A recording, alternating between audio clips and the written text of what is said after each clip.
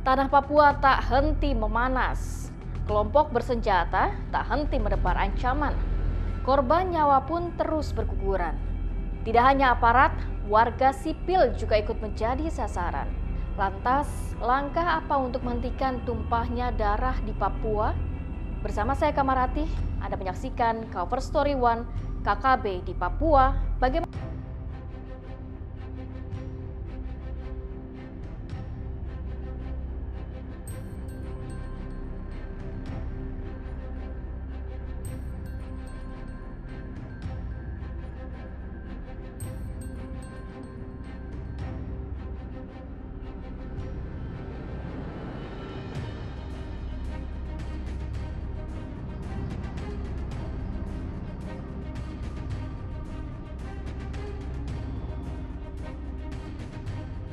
Bumi Cendrawasih terus bergolak.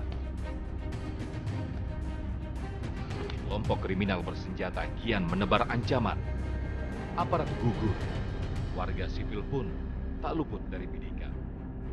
Dalam 3 tahun terakhir, tercatat ada puluhan aksi penyerangan kelompok kriminal itu yang menimbulkan jatuhnya korban.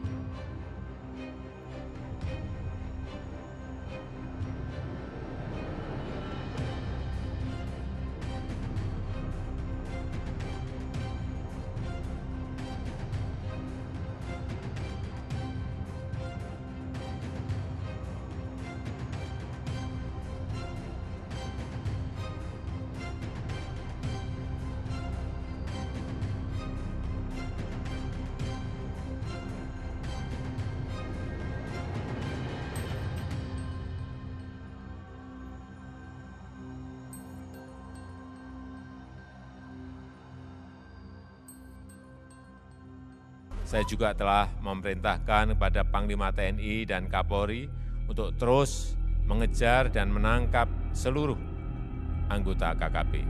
Saya tegaskan, tidak ada tempat untuk kelompok-kelompok kriminal bersenjata di tanah Papua maupun di seluruh pelosok tanah air.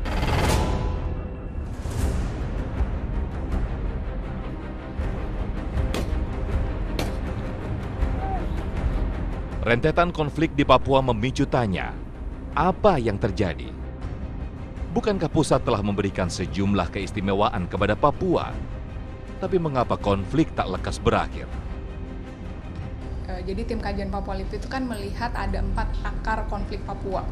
Yang pertama itu adalah perbedaan perspektif sejarah dan status politik integrasi Papua ke Indonesia. Kemudian yang kedua terkait dengan adanya kekerasan dan pelanggaran HAM di Papua.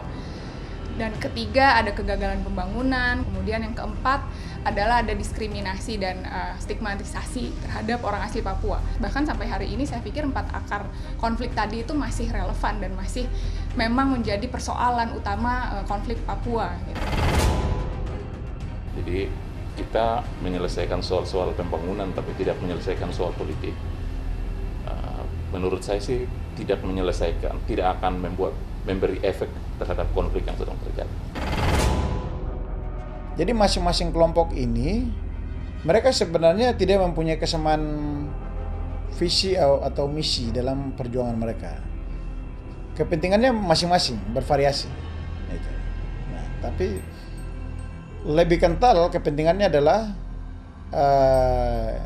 politik lokal, persaingan politik lokal.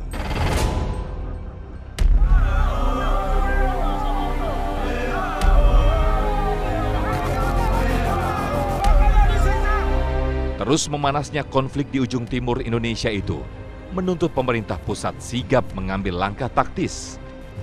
Namun sudahkah efektif? Apalagi kini kelompok bersenjata dilabeli sebagai teroris.